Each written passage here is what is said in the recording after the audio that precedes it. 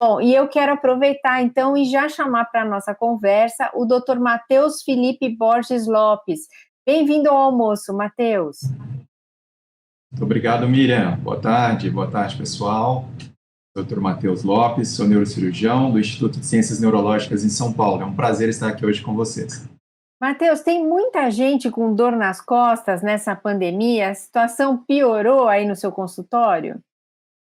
Miriam, dor nas costas, quando a gente fala de saúde política nunca esteve tão à tona em 2021, né? Então, todo mundo já preparando agora os pedidos para 2022, todo mundo quer saúde, todo mundo espera aí que esteja bem, que vai ficar bem e não vai ter dor, mas a verdade é que aumentou bastante a demanda, né, a procura por atendimento médico em todos os sentidos agora, depois que houve uma flexibilização das restrições. Acredito que em boa parte por conta de uma demanda reprimida, né, as pessoas ficaram com muito medo de sair, ali naquele período mais crítico, e realmente, né, com vários motivos para isso, mas tivemos pacientes que abandonaram o tratamento, que deixaram de lado as orientações e que depois tiveram algum agravamento aí da sua saúde. E agora, muitas pessoas estão colhendo aí alguns problemas, né, dessas mudanças de estilo de vida, pois foram várias, né? Então, principalmente o confinamento, né, o sedentarismo, o home office, dentro de casa, todo mundo ali mudando o seu estilo de passar o dia, então mudou também o impacto à saúde da coluna do brasileiro. Agora, por exemplo, a tendinite, que já era um problema bem comum, tem a ver com ficar digitando, sei lá, você que me diga. Mas isso se agravou na pandemia? O que você diria para as pessoas evitarem ter esse problema? Bem, dentro da minha prática, que é mais a parte de dor, eu sou especialista em dor também, focado na parte da coluna vertebral, né? Então, tivemos um aumento, sim, da procura, mas tem também essa questão de eu ser especialista. Mas, de fato, temos dados para isso, da OMS, que 80% das pessoas, ao longo da vida, vão sentir em algum momento dor nas costas. A questão é quando procurar este atendimento. Então, muitas pessoas que estão passando por isso sentem dores, por exemplo, que são inespecíficas, que a gente considera, ou idiopáticas. Muitas vezes são devidas a tendinites, né, inflamações musculares mesmo, né, entorses, enfim, inflamações não necessariamente devido a uma patologia grave de base. Então, é o mais comum. Então, desses 80% que procuram atendimento, a maior parte é devido a uma patologia benigna, um problema que vai ser autolimitado muitas vezes e com orientações, medidas simples, muitas vezes melhoram. Agora, a questão é saber identificar aqueles que têm um problema mais sério de base e principalmente como prevenir, né, essas doenças. Então, como é que a gente diferencia assim, bom, meu problema é porque eu estou estressado e cansado, tal, eu tiro umas férias, minha dor nas costas melhora, mas se não melhorar é que a pessoa tem que procurar uma ajuda médica? Sim, então há uma diferença, né, entre um cansaço, uma fadiga de uma dor, né? A dor, ela é uma sensação desagradável que o cérebro entende como um sinal de alerta. Muitas vezes representa uma lesão tecidual, ou o cérebro entende como se fosse uma lesão tecidual, baseada em uma memória, por exemplo, um fato passado. Mas fato é que a dor, ela aumenta muito com os problemas devido, por exemplo, a um sedentarismo, alterações biomecânicas na coluna, posturas viciosas, porque nada mais é do que uma alteração biomecânica que é a representação do nosso corpo dialogando com o ambiente. Então, o ambiente também exerce forças no nosso corpo. E no dia a dia, ao ficar sentado ali com a postura meio torta, a coluna meio torta, isso é uma posição não anatômica, não fisiológica. Então, começa a ter ali certa distorção da arquitetura normal do tecido. Então, é diferente de um cansaço. O cansaço que todo mundo chega no final do ano exausto, né? Geralmente aquela tensão muscular aqui perto do pescoço, no trapézio, ou no final do dia de ficar digitando ali, isso é mais comum e relativamente normal, vai melhorar com um descanso, uma noite bem dormida, umas férias, enfim, saindo daquele ambiente, né, que sobrecarrega aquela pessoa mentalmente e fisicamente. Já a dor geralmente vai representar esse sinal de alerta. Opa, alguma coisa aconteceu. Então, você teve ali um machucado, um entorse, uma lesão na cartilagem do disco, por exemplo, ou no tendão. E aí sim é recomendável procurar um atendimento médico diante de alguns cenários. Sinais de alerta, quais são esses sinais de alerta, por exemplo?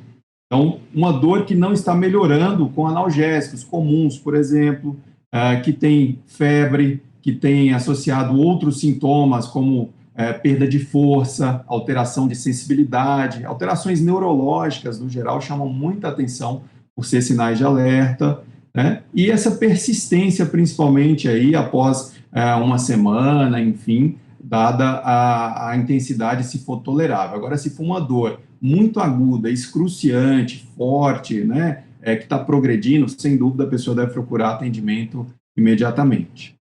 Agora, o André, que está comandando aqui a nossa live, quer saber como é que faz para não ter dor nas costas, sendo que ele passa o dia todo carregando o Miguel, que é o filhinho dele que pesa 10 quilos. E aí, doutor, o que ele pode fazer?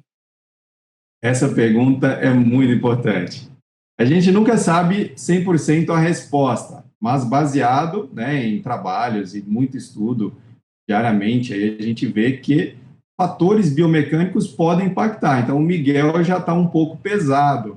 Então, se a gente pensar, por exemplo, que a nossa estrutura, o ser humano, né, deve carregar no seu dia a dia um peso não maior do que 10% ali da sua massa corpórea. Então, por exemplo, o André talvez não tenha 100 quilos, 10 quilos para ele talvez seja mais do que 10%. Tem alguns animais no reino animal que conseguem carregar mais peso do que a própria massa ou proporcionalmente maior do que deve. Mas o ser humano, no geral, 10% do próprio peso é o recomendável no dia a dia. Claro, tem algumas exceções, mas as posturas viciosas, movimentos persistentes, né, repetitivos, tudo que você repete demais e leva a exaustão muscular ou a microlesões teciduais, isso pode trazer algum transtorno aí lá na frente, né? Então, ficar atento aí com o peso que carrega no dia a dia, com a mochila, com a bolsa, se fica torto ou não, se até as crianças também voltando para a escola, se estão puxando mesmo a mochila de rodinha ou se está levando um monte de peso ali nas costas, né? Isso pode causar algum tipo de lesão. É um grande fator. Cuidado, André. Agora, o Sigefredo falou que faz alongamento todo dia e que não teve mais dor nas costas. Agora, o Vieira quer saber se Pilates ajuda. Então, alongamento e Pilates, doutor, o que você me diz? Excelente. São muito importantes. Então, repetindo alguns comportamentos que, né, as pessoas têm de hábitos saudáveis, de se alongar todos os dias, o benefício seria preparar as articulações e os músculos para receber aquele movimento que vai ser gradativamente maior ao longo do dia. Então, o alongamento ele faz isso, prepara a fibra.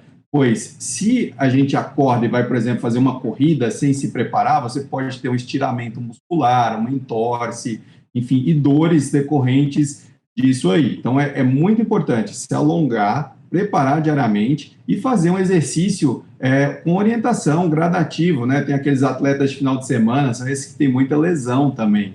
Então, tomar cuidado aí, né, nesse preparo físico, pois o impacto nas nossas articulações depende também desse preparo e como que a gente vai receber isso aí. O Riane está dizendo o seguinte, que ele caminha todos os dias e a dor parou. Ele tinha episódios de inflamação do nervo ciático todo ano e não tem mais. Isso tem a ver com as costas também, né, doutor? Com certeza. O nervo ciático, né, que é o maior nervo do corpo humano, ele sai lá na coluna lombar. Então, a origem dele, né, que tem raízes que vêm da medula e começam a passar na coluna lombar e sai e desce para a perna. Então, ele vai até o pé.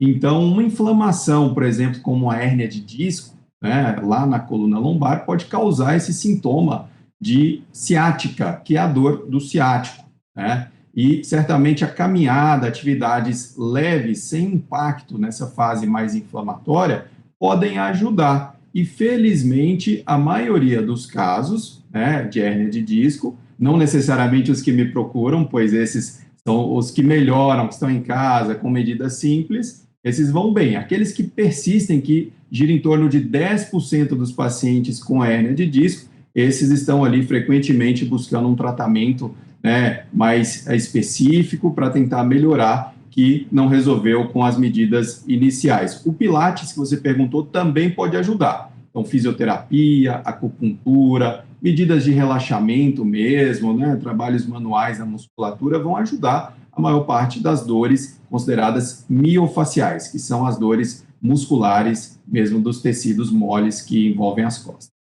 E você faz alguma atividade física, Matheus? Boa pergunta, né? Fundamental. A gente sempre tem que orientar e tem que dar o exemplo. Então, a gente tem que manter o peso, né? A primeira coisa, dentro da faixa normal. Eu me alongo todos os dias, tenho o hábito de manhã, primeira coisa, já esticar, igual gato no tapete, já começa a estar alongando ali. E tenho o hábito também de fazer alguma atividade física, que seja uma musculação, intercalando ali com uma natação alguns dias na semana, e pratico alguns esportes também. Jogo tênis, praticamente um atleta de final de semana no tênis, mas coisas estão indo, a gente vai melhorando. Tá certo. Agora, tem casos que só resolve com cirurgia, Matheus? Sim, a medicina avançou muito, né? Então, os tratamentos que tem, desde remédios, né, a orientação, tentar filtrar e diagnosticar o que é realmente ali o problema, isso é fundamental, antes de falar de um tratamento, de uma cirurgia. Então, as cirurgias, as técnicas estão cada vez mais modernas para tentar ajudar essas pessoas que não melhoram ali com o tratamento dito conservador. Então, por exemplo, uma hérnia extrusa, uma hérnia que está ali pinçando o nervo, que causa uma dor forte, incapacitante, que deixa a pessoa ali sem conseguir trabalhar. Esse paciente, ele tem um tratamento muito resolutivo hoje em dia, diferente de muitos anos que a pessoa ficava ali na fila do INSS, sem conseguir fazer suas coisas, sem conseguir, sobretudo, ter uma melhora da sua dor. Então, hoje, o objetivo, né, do especialista em coluna e em dor é tentar melhorar a qualidade de vida da pessoa para ela retornar às suas atividades, ao seu trabalho, ter um bom convívio social. E as técnicas na medicina e na neurocirurgia ajudaram muito. Por exemplo, na semana passada, eu operei uma paciente de 91 anos. Então, não se imaginava, né, ali no dia a dia, operar uma paciente tão idosa, mas que ela tinha uma capacidade física previamente, estava debilitada devido a um problema que é reversível, que a gente consegue ajudá-la com técnicas minimamente invasivas, como, por exemplo, a cirurgia endoscópica da coluna. E é o que a gente tem conseguido tratar esses pacientes dessa forma. Matheus, tem uma pergunta aqui da Beatriz Piquini. Ela está falando que indicaram uma cirurgia minimamente invasiva para ela e ela está com medo. E aí seria ela quer saber se essa é recomendado para hérnia de disco. Não dá para saber, né? Tem que ver o caso específico. Sim, ótima pergunta, Beatriz. Sobretudo nesses casos que há uma indicação cirúrgica, né? Certamente a pessoa já tem alguns critérios para isso, ou já passou por algum tratamento, especialista. A cirurgia minimamente invasiva hoje, ela está aqui no Brasil, o que a gente chama no estado de arte. A gente não deve nada ao que se faz lá fora. Então, a cirurgia endoscópica, por exemplo, da coluna, ela se aplica à descompressão em toda a coluna, desde cervical, torácica, lombar, desde que haja a indicação, claro. E aí pode ser combinada com outras técnicas. Então, a maioria dos casos de hérnia de disco não precisa, por exemplo, de uma fixação, de uma artrodese, de colocar parafusos. Muitos casos vão se resolver com essa aplicação de uma descompressão endoscópica, por exemplo. E mesmo os casos que necessitarem, pode ser feita uma técnica menos invasiva dentro do que se tem hoje em dia. Tá certo. E o colchão? Tem que comprar um colchão melhor? Começa mudando o colchão, a cadeira, essas coisas assim, doutor? Sim. Então, antes prevenir do que remediar, né? Então, sempre pensar aí, a gente passa muito tempo da nossa vida no colchão, é um bom investimento. Eu costumo falar lá em casa também, tem que investir em um colchão bom, porque realmente uma noite reparadora de sono ajuda muito a performance da pessoa no dia seguinte. Então, é importante, né? E travesseiro também, quando a gente fala da coluna cervical. Vamos falar com os pacientes que o travesseiro ideal é aquele que não deixa, por exemplo, se a pessoa dorme de lado, não deixa o pescoço muito tombado e nem muito esticado, porque senão você pode ter uma dor decorrente dessa postura viciosa ali na coluna cervical. E a lombar a mesma coisa. Então, se o colchão está afundando, né, aquela mola que já não tem mais aquela resiliência, a espuma que está ruim, ou está trazendo também, já está cheio de ácaro, até rinite, outros problemas alérgicos, asma, principalmente agora na pandemia, e misturando doença respiratória, então a pessoa deve trocar esse colchão, não tem que ficar muito mais do que 5 anos, é uma vida útil já da maioria dos colchões. Só 5 anos, doutor Matheus? 5 anos, 5 anos. Eita, já me arrumou um gasto aí que eu não estava esperando. E muita gente não tem os cuidados ainda com o próprio colchão, né? Então temos verdade. que lembrar desses detalhes também. E cadeira, que você perguntou também, é um bom investimento no home office também. Tem assim, muitos pacientes me procuram e na hora que eu pergunto, eu falo, onde você está trabalhando? Estou trabalhando na cadeira de jantar, no sofá, entendeu? Na mesinha que tem uma cadeira dura. Banquinho da cozinha, não dá, né? Na cozinha, não dá, gente, não dá. Então, uma cadeira com um encosto apropriado, a coluna ela tem uma lordose, ela tem uma curva fisiológica. Uma cadeira que é 90 graus, a coluna não encaixa. Então, a gente tem que ter um apoio para as costas, tem que ter um apoio para os pés, não ficar com as pernas muito fletidas, muito dobradas, esticar as pernas. E a cada 2 horas fazer uma pausa também. Dar uma esticada, tomar uma água, um café, isso vai ajudar bastante a evitar ali aquela postura viciosa. Tá certo. O Felipe Martins está contando aqui que ele fez a cirurgia e resolveu o problema dele, porque antes ele não conseguia nem ficar em pé. Então é bom esse depoimento aí. É bom para a Beatriz, que estava com medo. Então, doutor Matheus Felipe, muito obrigada pela presença. Eu agradeço. Uma ótima tarde para vocês. Bom ano novo, doutor Matheus. Tchau, tchau. Bom ano novo e com muita saúde.